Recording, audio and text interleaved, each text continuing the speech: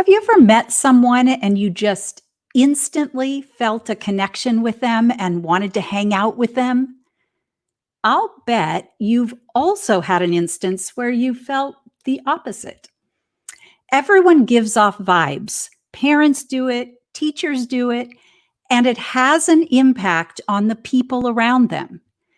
So I know this doesn't sound very scientific, but you're going to find out today that it actually is.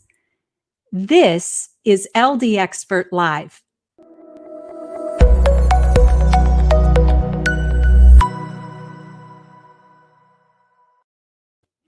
Welcome to LD Expert Live, your place for answers and solutions for learning disabilities, dyslexia, and attention challenges.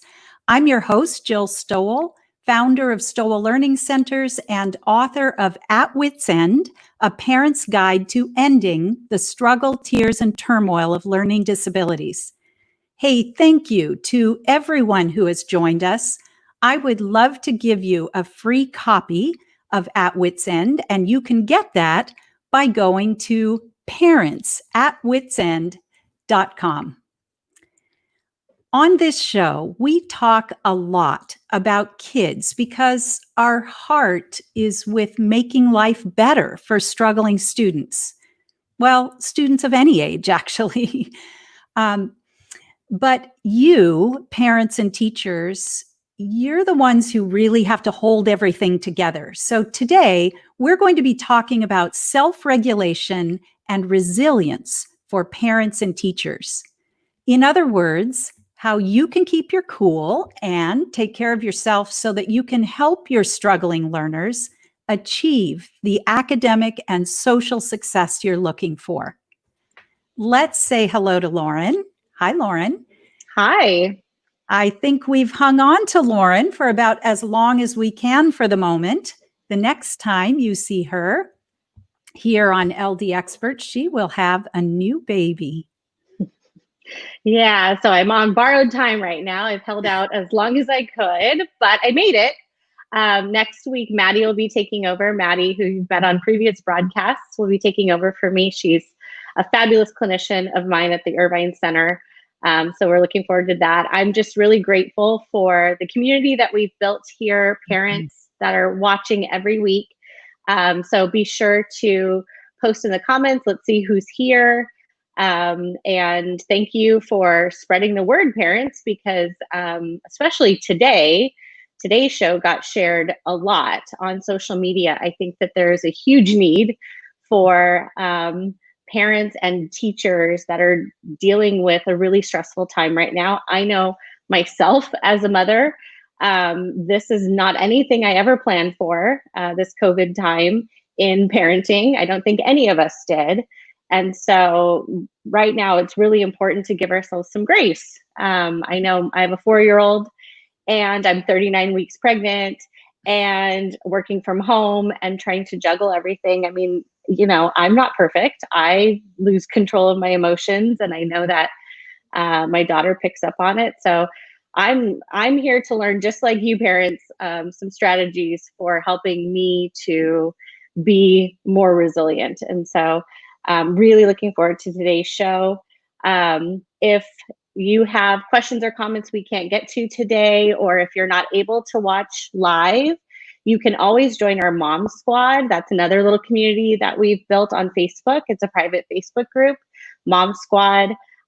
We do ask you to join just so that we don't get spammed. But if you have questions about today's show, you can certainly post them as well in Mom Squad, and we'll answer them for you. So really looking forward to today's show. Again, here for teachers and parents who have kind of shouldered the majority of the burden with our kids during this crazy time, with kids being at home and at home learning and just kind of all the stress and emotions that are going on right now for everyone.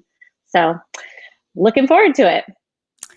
Well, thank you, Lauren. You know, our guests today are going to give us some understanding about how our mood impacts our kids and others, and strategies for maintaining emotional balance and control. So it's going to be really relevant and practical for all of us. So Thank you, Lauren. We'll come back and check in a bit. Everyone, please tell us you're here in chat and where you've come from and post your questions. If you're just joining us, this is LD Expert Live. I'm your host, Jill Stowell, founder of Stowell Learning Centers. Our guests today are Rick and Doris Bowman. They are coming to us from just outside of Portland, Oregon. Rick has a master's degree in clinical psychology, and Doris has a master's in special education. They both have spent more than 20 years in education with a focus on serving children and teens who struggle with learning, behavioral, and emotional and mental health challenges. Rick and Doris are certified heart math trainers, including providing the Resilience Advantage, which is used to train professionals from the medical, business, education, professional athletics, first responder, and military fields. We use heart math with students at Stowell Learning Centers, and it is pretty amazing stuff. I kind of nerd out on the physiological connections behind it all. So I'm really excited that Rick and Doris are here to share their expertise with us and to give you some simple strategies that you can use. Rick and Doris are certified trauma practitioners and certified trainers in collaborative problem solving. And they present at conferences and train educational and mental health agencies all over the country. We are so honored to have you today. Welcome, Doris and Rick. Thanks, Jill. Thank you, Jill. You know, as Lauren said, being a parent, especially at this time, is challenging. I mean, being a parent is the most wonderful thing in the world, but it's also hard. My husband is fond of saying, as soon as you bring your newborn home, you realize how little control you actually have.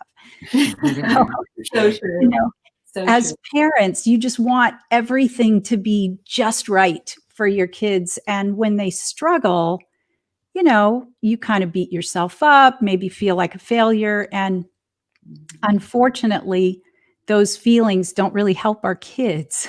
So I know, Doris, you can relate to this as a mom. Absolutely, Jill. We have 4 children, and in particular, I think relating to a lot of the families that might be viewing today is that our daughter, our youngest, had really significant learning disability, and by the end of 3rd grade, really could not functionally read at all. And you can imagine, as an educator and a special educator, I felt this unbelievable burden that I should be able to find the right answer for her. And you know, her intelligence tested within the average range, and we had tried every technique and tool that schools were typically using at that time. She's now 30, so it's been a few years. But at that time, we did ultimately, we found that we lived in Southern Oregon and found that in Portland, there was a reading clinic that was using a multisensory approach. And we spent a whole summer driving back and forth to Portland, and spending the week in Portland at the reading clinic with her getting about 4 hours a day of intensive reading instruction. And the great news, to have a hopeful end to this story, is that she really became a reader in about 8 weeks. She made 2 years of reading progress on a Woodcock-Johnson standardized assessment, and went on to get her standard high school diploma. And so I think that was a real, a success story of, if you find the right thing, this can happen. But at the time, honestly, the neuroscience at that time told us if your child wasn't reading by age 7, you probably missed the window. And I felt like a complete and utter failure. And so I now understand that much of what I was feeling was what we're going to be talking about today as overcare. And that, parents want to do what's best for their kids. We're all striving to do what we feel is best, but it can be really hard to maintain our own regulation. And so, and the same with educators. I really identify with the educators on the call that we see where, more and more children are struggling with issues of regulation, self-regulation, emotional regulation.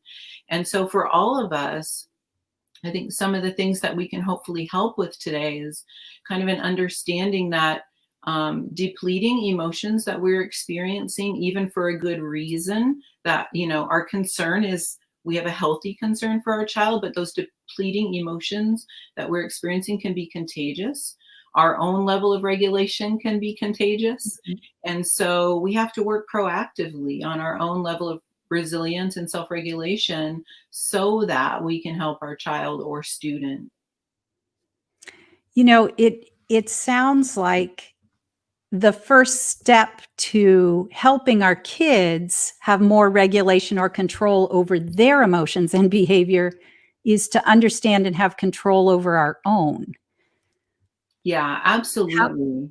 Yeah. How does that work? I mean, what's the science behind that? Yeah, well, it's exciting. There's really great science behind it now, and for us, that's so meaningful because I think a lot of us have felt over time like, oh, other people pick up on our emotions, or we haven't really understood like how does that happen? And so Mhm. it's just this kind of mystical woo-woo thing, right? Like you Right. walk in a room and you're around somebody who makes you feel uplifted, right? Or those kinds of things. And so now we know um that this is a very concrete, research-based physiological process that we can be proactive about. And so, actually, if Christy could share the first slide with us, we want to look at resilience and really look at the fact that our typical view of resilience has been kind of a reactionary way of defining it. If I ask a large room of people, how would you define resilience? Most people are going to define it as overcoming some really big challenge, right? Someone overcame a difficult childhood, or they overcame being in a big natural disaster or something like that. But we really want to promote a redefined way of looking at resilience. And this is the definition that does come from heart math.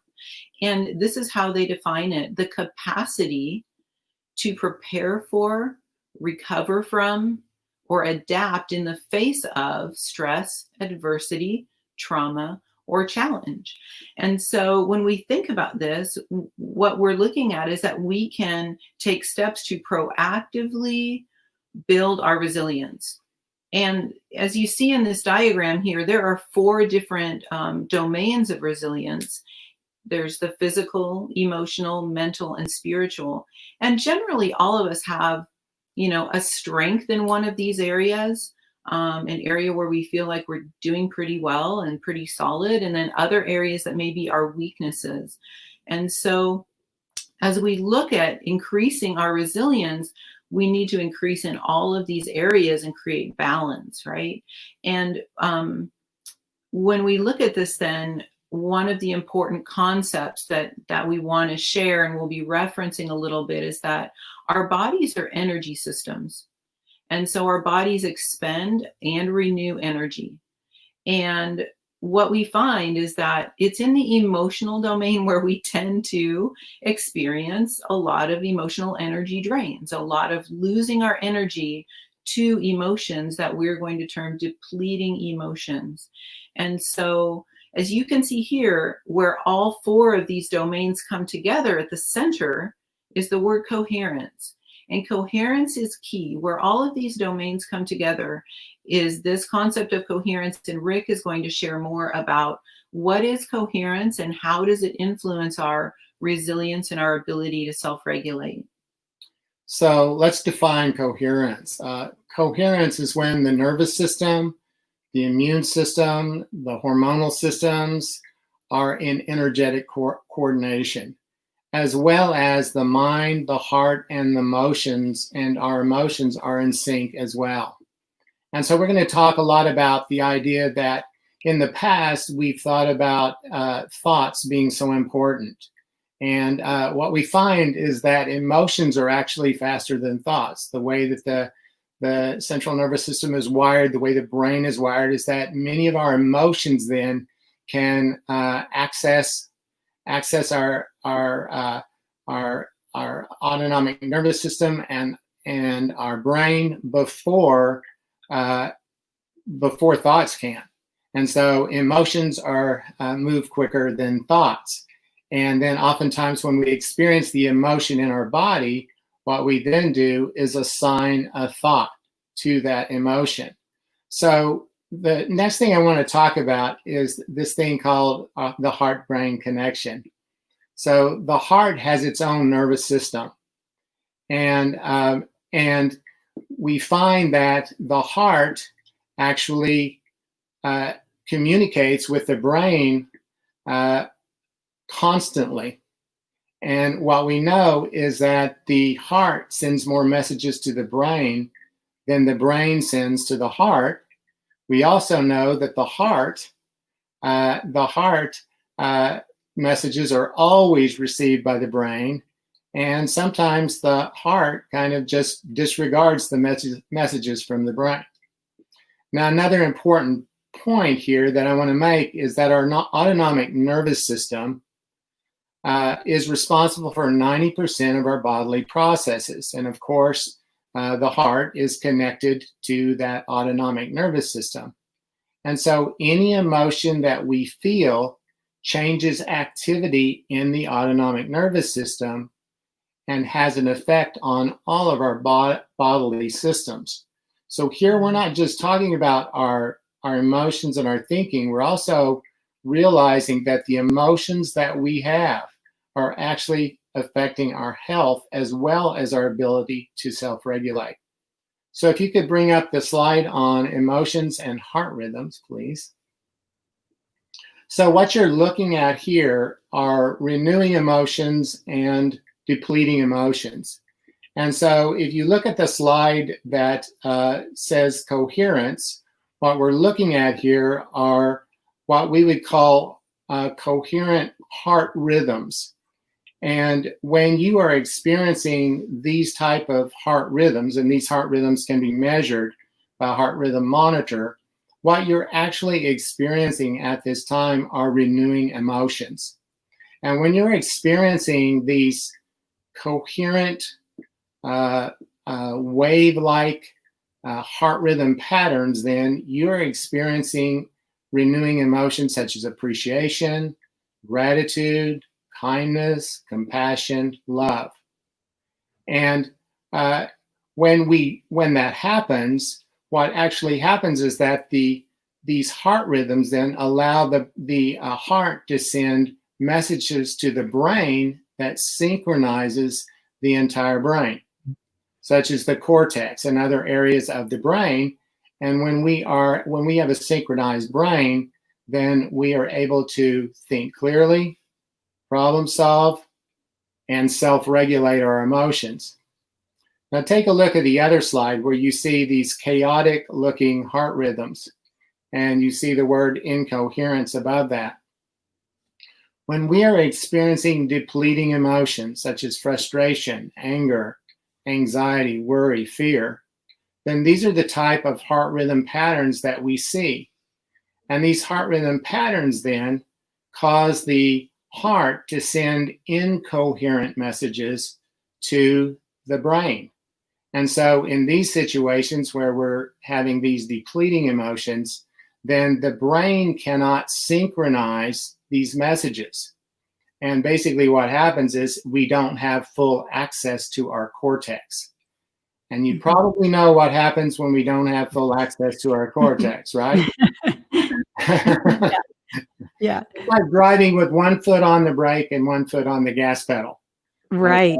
We can say and we can do anything. And kids are like this, right? And oftentimes what we're seeing here is that the kids are experiencing these depleting emotions. Maybe it's about school, for example. Maybe it's about something that's going on at home that they dislike or they're upset about.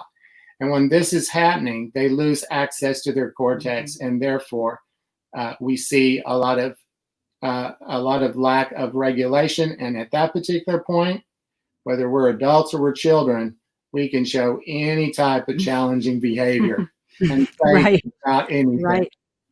So our system basically operates kind of on a spectrum. We're either in coherence, which is calm and rational, or some degree of incoherence, with the total opposite being fight or flight.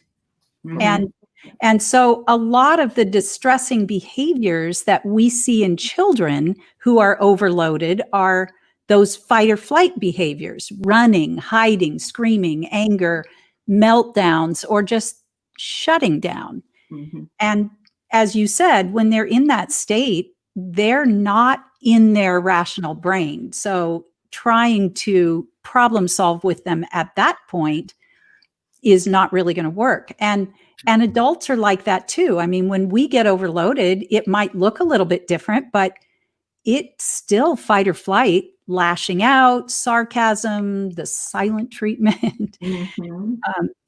I thought that was really interesting what you said about the emotions being quicker than thought and our heart sending so many messages to the brain.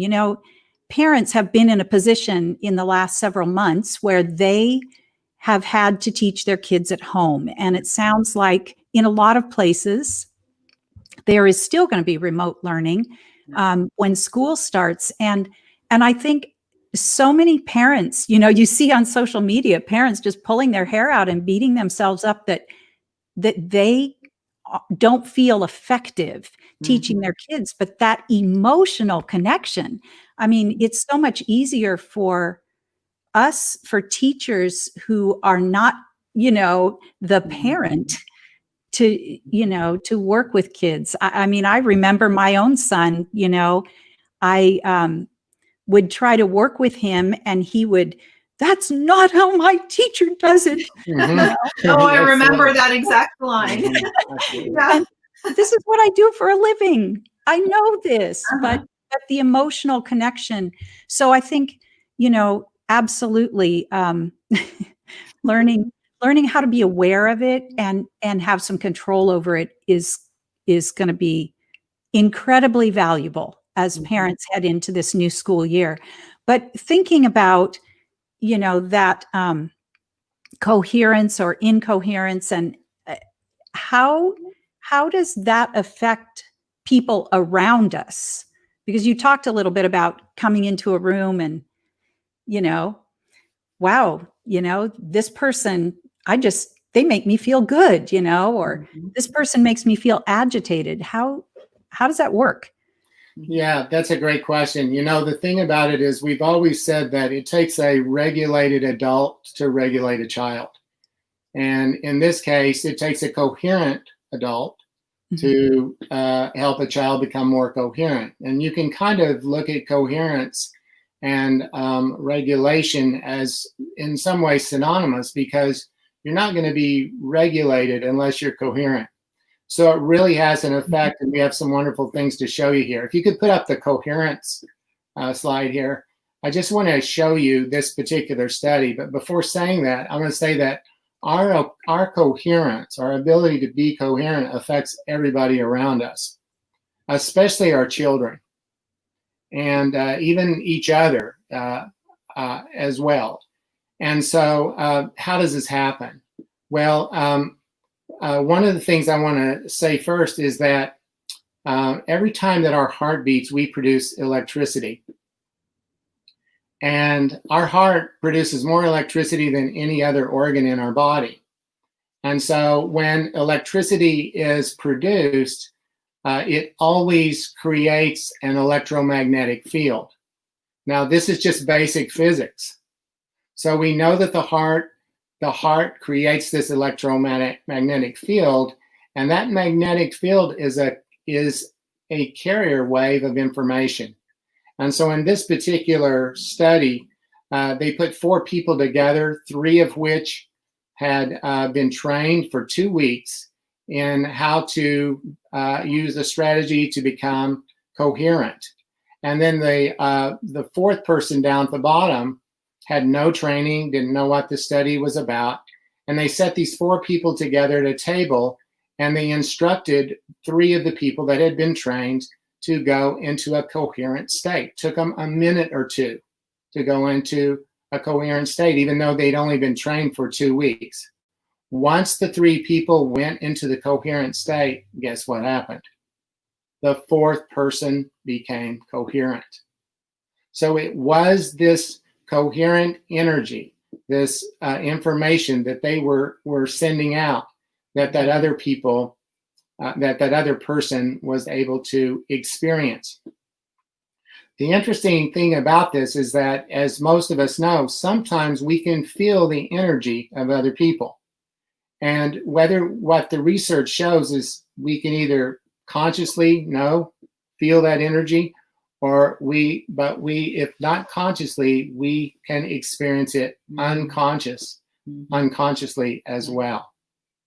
Okay, so show the other slide, please. And so here just goes along that if we can use consistent practices, we can create a new baseline for ourselves to help us become more coherent. And that coherence is going to help other people, our children, our students, become more coherent and more regulated as well. So basically, we know that this field around us, and when we are in renewing emotions, we are going to be able to create a coherent field that's going to affect others. When we're in depleting emotions, that's also going to affect our children and students as well. And what happens is we say that we're going to come into entrainment with each other. In other words, our emotions are going to line up with each other. And can I add something real quickly? Absolutely. I was just thinking about this concept of baseline. When we think about creating a new baseline, we kind of think of that as it becoming your new norm. And so what it essentially refers to is that not only by using these practices consistently, not only can you become more coherent at the time you're using the practice, but it actually repatterns your nervous system so that coherent state becomes your norm. It becomes essentially like your resting state.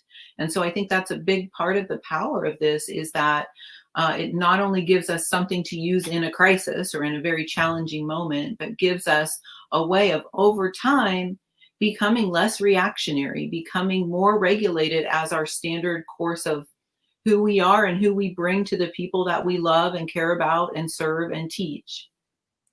Absolutely. I remember I was teaching a seminar to educators and learning center directors, and they had come from all over the country. So I had some people and the seminar started at 8:00 in the morning. So I had some people who had been driving through Southern California traffic. I had some people who were, from the East Coast, and they had gotten in, very, very late their time the night before. And so there was this room full of people that were at all different states of incoherence, kind of. Mm-hmm. And there was this one woman who actually lives in kind of a meditation community. And in that community, people, they spend a great deal of time meditating and being, in coherence, doing a lot of yoga, and amazing, amazing woman. And she walked into this room with everybody chatting and a little bit agitated in their own, state of sleep deprivation or whatever. And she walked in and the whole room just took a breath. I mean, she didn't say a word. She walked in the room and everyone just, because her natural way of being, that she had developed over all these years, was this calm, coherent state. And it impacted the entire room. It was amazing to see, for me, from the standpoint of standing in front and watching the response of everyone as she walked in. Mm-hmm. Yeah, pretty I'm sure that was, I mean, I suspect that that was probably a very conscious choice on her part too, that she wasn't only being in her own coherence, right? But she was purposefully, and we're going to talk about this and actually demonstrate, but where she was purposefully, influencing others using that. And there's nothing woo woo again about this, right? This is not some like, it's about your aura or whatever. This is literally like, we can measure this with, instruments that measure the electromagnetic field that comes out from someone who's extremely coherent. And I'm betting that she was purposefully, right, just influencing those around her. She may very well have been. Yeah. It was really fun to see. It's just such fascinating stuff. Yeah. Now, I'm sure that people are really anxious to hear how to build their own self-regulation and coherence, and that is what we're going to talk about next. But first, let's check in with Lauren and see who's joined us and what questions or comments we have about what we've covered so far. Hey, Lauren. Yes. Hi. This is absolutely fascinating. We have some questions and some comments. I have my own fan club checking in. Thank you. Saying I'm wonderful. Got to show that. Thank you, Douglas.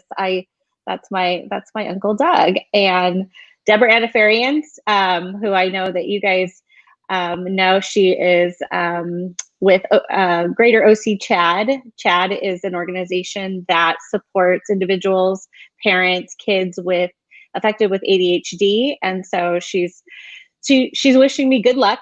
And if you are not in the Orange County area in Southern California, there should be a Chad branch around you, and they have great resources for parents and for individuals affected with ADHD.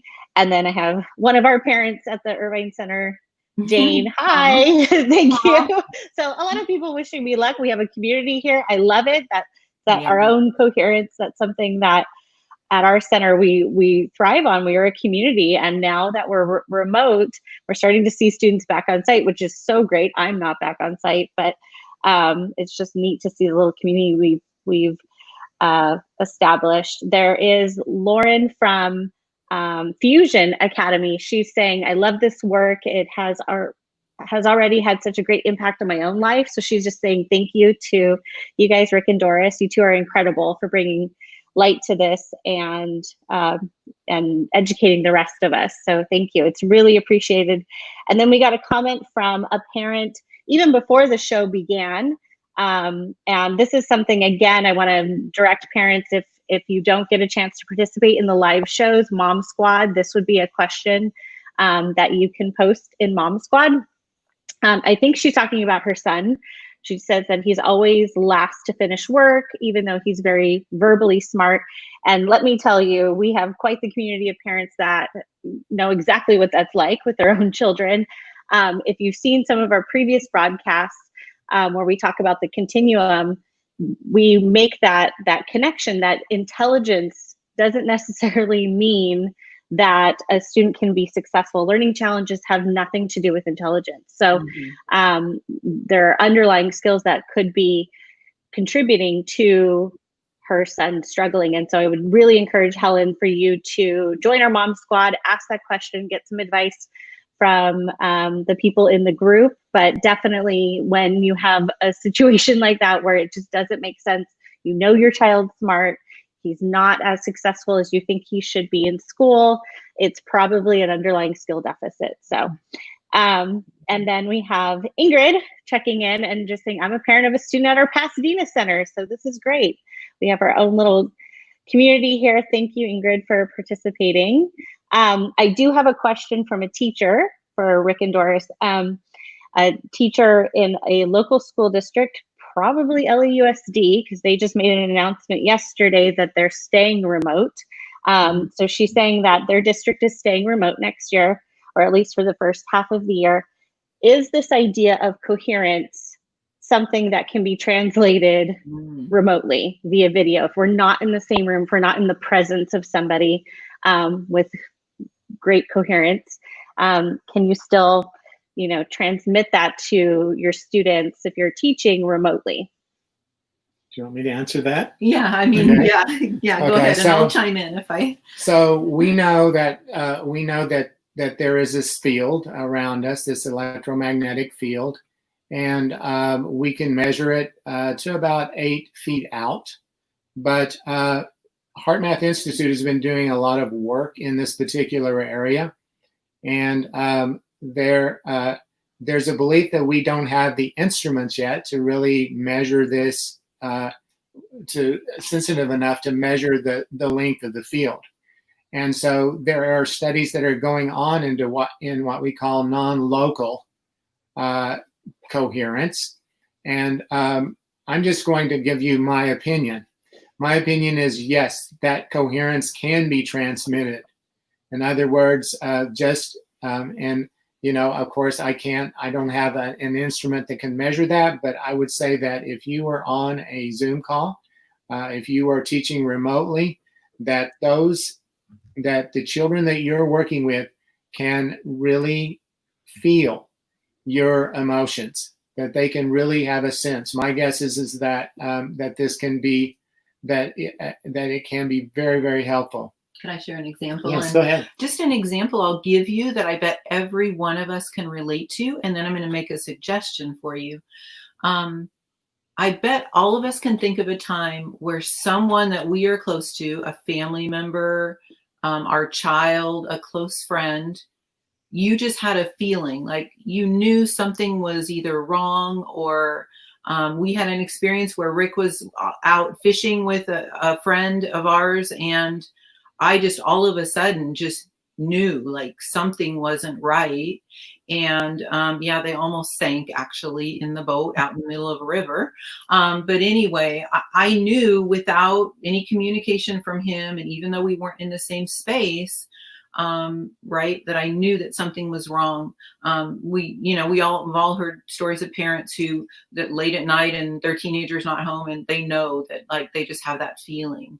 And so that is what we think of as really this non-local sort of transmission of emotional connection, especially with people that we have a strong connection with.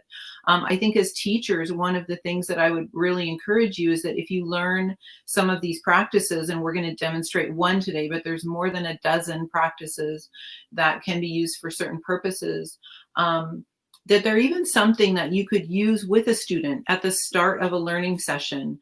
If you're a special educator and you're doing one-on-one or one-on-three, or even with a whole class of kids on a screen and Zoom, we have facilitated and been part of many Zoom communities where we're using these practices, and really like the heart connection is there. It really creates this connectedness and bondedness. And so I would say at the beginning of a session, I would create a practice of doing just a quick 2-minute coherence practice that we'll share one with you. Today, we don't have time to share more, but I think that would be beneficial to the learning process and help them get in a state prepared where their brain is more in sync and prepared to learn. So, and I think the next thing that we're going to talk about is going to be very helpful to you as well, in terms of your own coherence and your own regulation and your own health as this is stressful to do. Absolutely. Well, I'm looking forward to that. We do have, again, parents that are really appreciative. Kathy saying she loves this. Kathy is a parent from our Thousand Oaks area. We see her here a lot. And then Ronki is asking how to join Mom Squad. We posted in the chat the link, but basically go to our Facebook page and look for Mom Squad and request to join. There are some questions. Again, we don't want spam. So we just want it to be a really good network of parents to support each other. That's what we as parents need, as well as some regulation strategies, definitely. I do have one more question from a teacher before we transition, and it kind of also has to do with this collective coherence, but a teacher that is in special education. And I've definitely experienced this when I was a classroom teacher. I started out at the Learning Center one-on-one. You have that great relationship with your student, and then all of a sudden you go into a classroom and now you have 25 all different zones of regulation and coherence and kind of all these different little balls of energy. And so this teacher saying, my kids seem to feed off each other. Definitely a dynamic we see in the classroom. If one gets upset, the other kids get agitated too, and they feed off of each other's energy. How can a teacher help to avoid that? So can I answer this? Okay, I want you, but you can, yes. I'll be really short and you can put something into. So what you're describing is entrainment. And the really cool thing is you can use this to your advantage. And so when we are reacting to it happening, if this one goes off task and then starts escalating or something the other follows, that's an example of entrainment. But if we get proactive and we start working with the kids that maybe have better regulation, and working on having these rituals of being coherent as a group, what will happen is the kids that struggle more will start to entrain to the kids that are actually more coherent. And so I wish I had like an hour just to talk about this, but you can, by getting proactive and thinking about, okay, how can I drive the train on this instead of running up as the caboose, right? And trying to get on top of it as it starts to go off the rails. I think that we can use it to our advantage. So hopefully that's the nutshell version. So I don't really have anything to add to that, except that once you, as Doris said, if you can get some of your kids, if you as the teacher are in a state of coherence and self-regulation, that's going to spread to your kids. Those that they are going to be entrained, and as Doris said, they're going to become more regulated. Their regulation then is affecting other kids' regulation, and the first thing you know, you've got a class that is regulated. And just so I've seen this, last year I would go into classrooms and I would talk to the teachers about regulation, and I would pull groups together, and I would go into a state of coherence before I went into the group.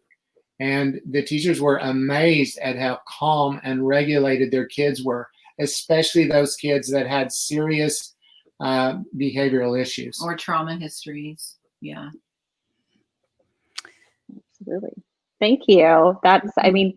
This is great. I'm very anxious to learn about how we can all help our own self-regulation. If you parents still have questions, continue to post them. We'll get through them later in the show, but this is really insightful, and I'm really looking forward to the next piece. So yes, continue to post, and let's see who's here.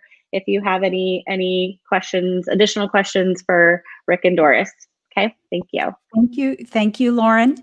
This is LD Expert Live. I'm Jill Stowell, and today we're talking to Rick and Doris Bowman about increasing self-regulation and resilience for educators, parents, and kids, while also improving academic performance. So let's get to the how. How do we achieve better emotional regulation and coherence? What strategies do you have for us today? Okay, we're going to show you a strategy here. Well, we're going to walk you through a strategy here in just a couple of minutes. But I want to first talk about care versus overcare. And we've kind of been talking about that. So if you're teaching remotely, if you're going to be teaching online, that's going to be pretty stressful. I mean, that would be stressful for all of us. The times that we're living in right now are extremely stressful. And we know that how much parents care about their children. We know how much teachers care about their students. And what we want to talk about for just a second is that oftentimes our care is balanced at first, and then we go into this thing called overcare. And overcare is when we go into a state of, and you can put that up right now, the slide, please, if you like. Yeah, great, thank you. We go into a state where we're experiencing stress, anxiety, fear, frustration, some of the things that you're seeing up on the slide right now. And it's because we have shifted from really that balanced care to placing too much significance on the problem. And so anytime that we've shifted from care to overcare, we're experiencing some of these emotions that you're seeing on the slide, as well as we're depleting our energy. And when we're experiencing these type of emotions, of course, we are in a state of incoherence and dysregulation. So again, when we're in this state of overcare, then we lack regulation, and it is again felt by the child, which results in more dysregulation of the child. And so we, as parents, as teachers, can practice simple strategies, and we have several of them, to take the significance out of the problem so that we can approach the problem in a more coherent and regulated way. And Doris mentioned this earlier.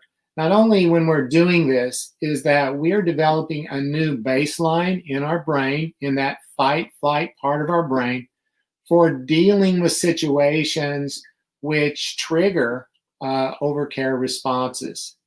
And so these overcare responses then may be related to our child, they may be related to the school, they may be related to people in our life, or places or things as well.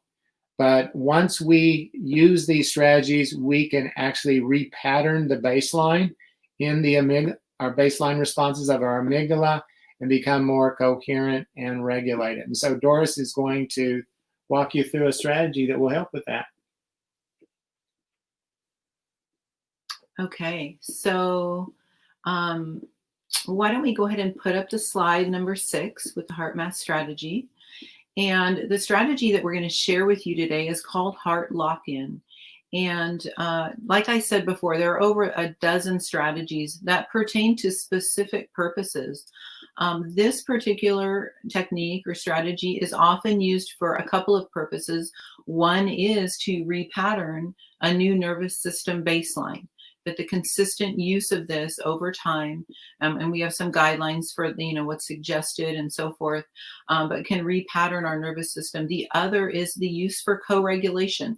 As Rick described, this is actually the technique that he would often use prior to and as he would go into a classroom setting to generate this co-regulation among the students. And so we're going to do this heart lock-in technique together.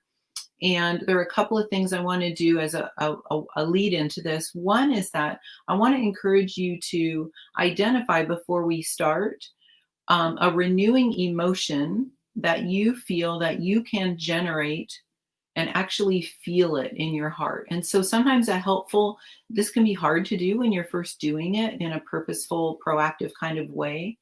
But often thinking of someone that you love or care about, it could be a family member or a friend, it could be a pet, thinking of a place that you love, that you really feel joy or ease or calm when you're in that place, maybe a past accomplishment or memory that is really positive that you're really grateful for. And a couple of the emotions that seem the easiest for people to experience when they first start doing this are often appreciation, care, or gratitude. So most of us can think of something that will help us generate those emotions. So hopefully you can think of something here that you kind of hang on to. And we're going to walk through this process. We're going to start with what we call heart-focused breathing. And essentially that is to center our attention in the area of the center of our chest, where the heart area is. And we're going to focus on breathing as if we're breathing in and out of that area where our heart is. And again, that has to do with the fact that the energy that's generated from the heart, having our attention there, is where our energy goes. And so then we're going to activate and sustain this renewing emotion. And then we're going to essentially send this renewing emotion out through the electromagnetic field again. This is just like your cell phone, guys. Nothing weird about it. Your heart is sending out an electromagnetic field that has waves, just like carrier waves, just like a cell phone. And those carrier waves can carry that emotional signal, that emotional signature from your heart. So we're going to walk through this process, and I'll just have us hold it for about a minute when we get to the activate and sustain and radiate. And then we'll jump back in here to some more chatting, but hopefully this will give you a sense of what we're talking about, how simple it is, how you can do it anywhere, and yet know that it is research backed and scientifically demonstrated to be effective. So let's go ahead, and I'll invite you, as long as you're not driving, please don't do this if you're driving, I'll invite you to close your eyes. And the reason we do that, again, isn't because this is some, spiritual practice. This is because it blocks out sensory input.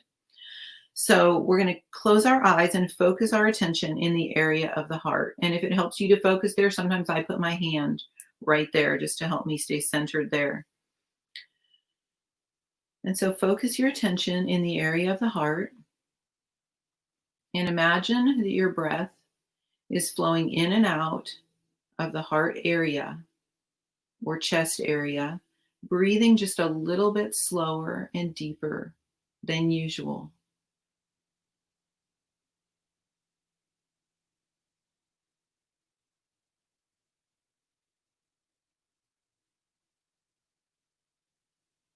Now activate and sustain a regenerative or renewing emotion, such as appreciation, care, or compassion for someone, something that you love, a place that you love. And just really feel that emotion in your heart and sustain that feeling.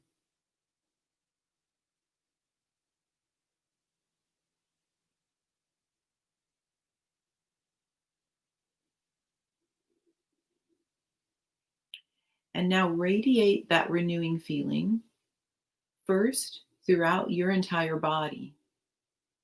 Imagine it coming out from your heart, throughout each of the cells of your body, each of the organs of your body, to your brain, and then radiate beyond you to others that you care for, that you love, those around you, those in your community. And let's continue to sustain and radiate this for about 1 minute.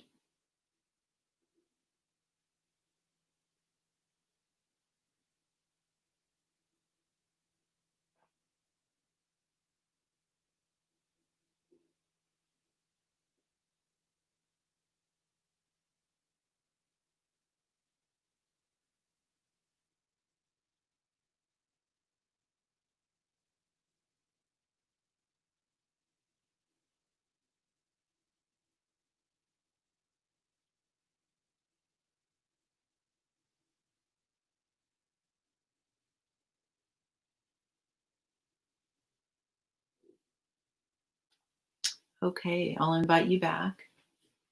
And so hopefully you were able to feel a little bit of a physiological shift in doing that. But what we know is that by using this practice over time, that we can become very effective at establishing our own resilience, at repatterning our baseline, and then also creating co-regulation with those around us.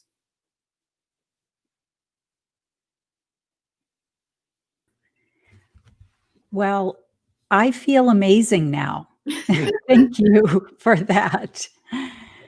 I was thinking about the fact that, even if schools are back in on site, they will most likely, hopefully, be socially distanced. And so this would be an amazing way to start a class, whether you're on site or remote on a Zoom class or something, just to acknowledge that, we have to be kind of distanced from each other right now, but we can give this gift to ourselves and each other, Yes.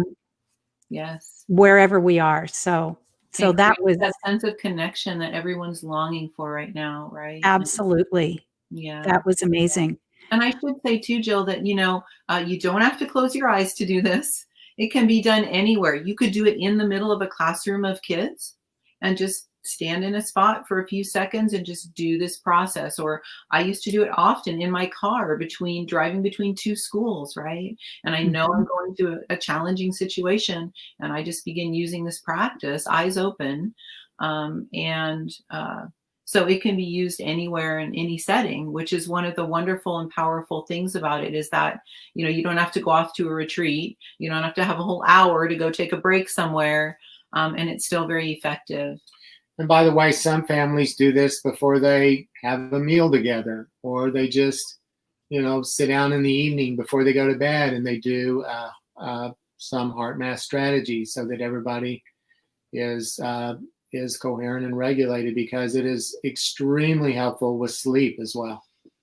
Yes, I can see how that would be.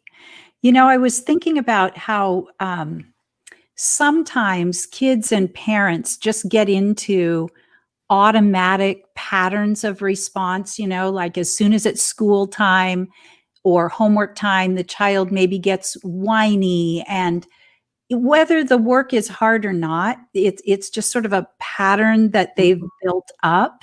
Yeah. And then things escalate because we're in a pattern. And it's really encouraging to hear you say that we can repattern some things. But can you talk a little bit about how this might apply to a situation like that? Yes, absolutely. And so I think this kind of leads into the little bit about the strategy we wanted to share from collaborative problem solving. And so I know Jill shared that we are collaborative problem solving trainers and train this approach to educators and mental health clinicians and other folks who work with families and children, even adults. And as we look at this slide, I think one of the most powerful things, Jill, with what you're talking about is that if we as the adult can engage in a new pattern of interaction, that can break that established pattern of, where, okay, it's time to do your math assignment. And the child immediately starts moving into, because they have this anticipation, and it's this very patterned response and interaction that takes place. And generally, maybe it's, let's say, escalating into, I'd rather, go into an emotional response than I don't really have the skills and what it takes to handle the frustration of this work, for example. And so by engaging a child in this sequence of engagement that we see here on the slide, this is what we call a proactive plan B in collaborative problem solving. And what you can see is that there are 3 steps to this interaction, starting at the bottom and moving our way up. And the reason they start at the bottom and move their way up is that it follows in the brain. We have to start with that lower brain and regulating the child before we can move on to talking about the concerns and trying to solve the problem. And so in this plan B interaction, then what we are doing is we are first coming in with empathy and saying, gosh, I can see something about this is really hard for you. Can you help me understand? And they may at first be like, what this is not the way you normally interact with me. And it may take a few times before they trust that, no, you really are genuinely interested in understanding what's hard for them. Then we share our adult concerns. So they may say, well, it's just math always takes me too long. Okay, so it feels like it takes a really long time. Yeah, it feels like it takes forever. Wow, I hear you. That would be really hard. I can see why that could be frustrating. And so my concern is that, if we don't get through the math, you might fall behind. And when you fall behind, that feels really stressful. It can be really frustrating. And so I'm wondering if there's a way, and then you move to step number 3, that we can come up with a solution for this, an idea that we can try that would meet your concern of, this seems like it takes forever, and my concern of, if you don't get the work done, then you might fall further behind. Or, this could be about chores. This could be, taking out the trash, and their concern is they don't like to go outside after dark and take the trash out because after dinner it's dark. And your concern is that the kitchen gets kind of stinky and it affects everybody in the family, right? So now we're collaborating on, but the important thing to understand is this is not negotiating, and this is not compromising, our solution needs to meet the concerns of both the child and the parent, or the child and the teacher. And so, but the really powerful thing about this is that in the process of engaging in this pattern, not only are we working to solve the issue, but we are actually activating the neural pathways in the brain that are involved in the neurocognitive skills that the child may be lagging in or lacking. So their flexibility, their ability to tolerate frustration, their ability to stick with a task, their ability to ignore irrelevant things going on around them, their ability to problem solve. And so we know that we have a lot of research to back up the fact that this particular very simple process, but has some real, uniquenesses and complexities to it as well, can take you to that place of being able to solve the problems, but also building those skills and really increasing the child's skill set over time. So that, think about, I always like to ask folks, parents and kids, do you want to be following him around when he's 29 solving his problems for him? And if you don't, we need to build those skills. And so taking an approach that builds the skills is very empowering and proactive. Absolutely. I love that. That was so helpful. Thank you so much. Man, that was good stuff. We are actually almost, well, we're beyond out of time, but I still want to check back in with Lauren, and hang in there, guys, because Rick and Doris have a training coming up, and they've got a special offer just for our viewers. So you don't want to miss that. Let's quickly check back in with Lauren here. So we got a lot of reactions of people who tried the heart lock-in strategy, saying it felt amazing. Kathy says it's changed her life. She's been using the strategy. And Ronki, and I hope I'm saying her name right, Ronki was contributing, and she has some questions specifically about older individuals. So she has an 18-year-old, and she was just asking, could this be a strategy to help her daughter, who's 18, who's older? And it sounds like Ronki is also a professor of some sort. She teaches graduate students. Is this a strategy that we can also use with grad students, that are also going through their own degree of stress right now in a learning model? Yes, there's actually some studies on graduate students. And so it absolutely can be used with graduate students as well. Mm-hmm. So it's kind of any age this is beneficial for. I mean, we all, anybody who tried the demonstration right now, I mean, we all kind of felt an emotional cognitive shift. I noticed something that in me, or in you guys, your voice changes, the rate in which we speak, because we made some kind of an emotional shift, mental shift. So fascinating. So really, you're saying it can be used with any age, not just kids. Yes. And then Sharon is asking, in regards to teenagers who deal with a lot of regulation issues, just naturally, biologically, they're going through a lot and have difficulty self-regulating. Is this something that we should be incorporating in our schools? Either a mindfulness program, yoga could be one approach. It doesn't have to be the exact answer, but some kind of mindfulness training for teenagers that are in grades 8 and above, because they're dealing with so much dysregulation, just biologically and emotionally, just as part of the natural teenage years.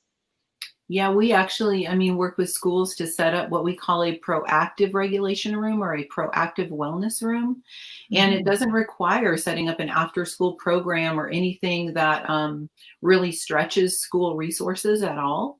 But it really means just taking a more proactive approach and working at, instead of a plan for when kids struggle, this is a plan for them to spend 5 minutes using this piece of feedback technology that we have, for example, that will help kids work on where they can see, and there are even some games they can use, and then see right where their regulation is and gradually improving their regulation, or it can be done as a whole class.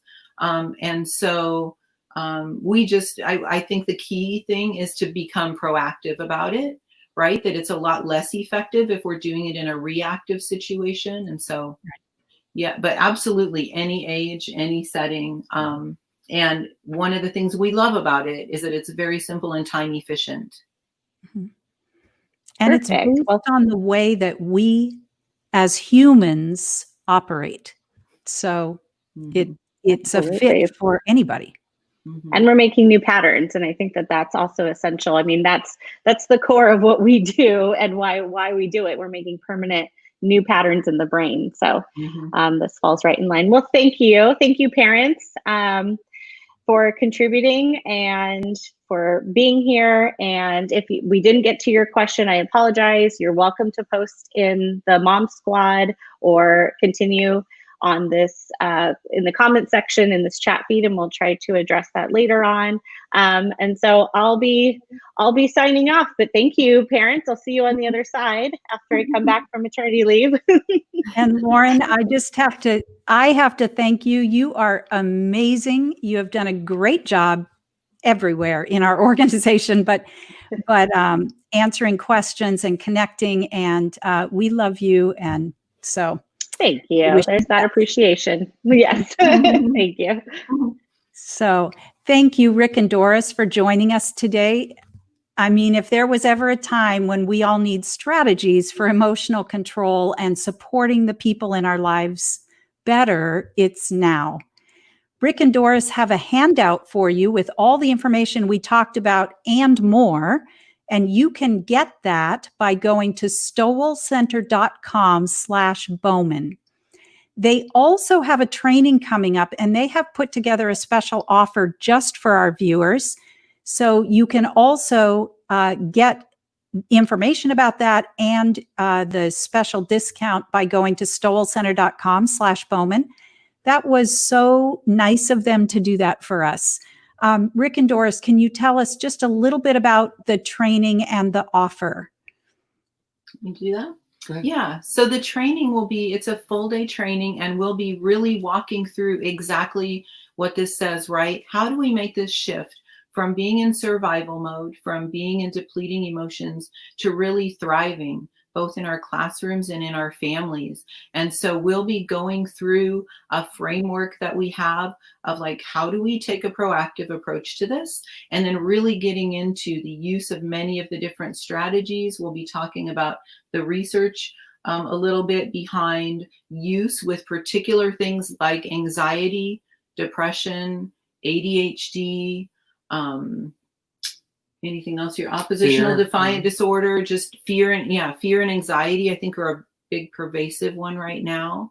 And so again, this is virtual, and we make it a very connected, coherent time as a community of people together. So we're excited to be able to invite folks to join us, and the discount code is there, the Stowell-FB-discount.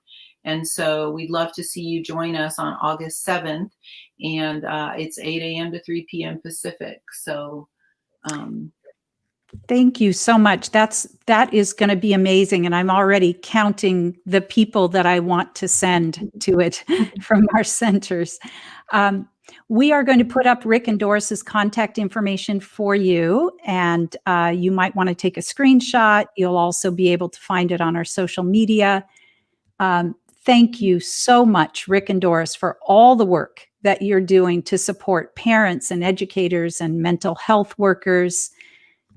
Remember, everyone, you can go to stowellcenter.com/Bowman to get the handouts, the information on the training, and the special discount code.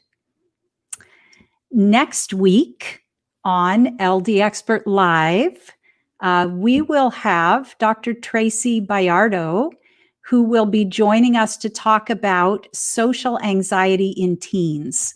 This is such a relevant thing anytime, but it seems like everything is heightened right now. So be sure to join us next Tuesday at 10 a.m. Pacific.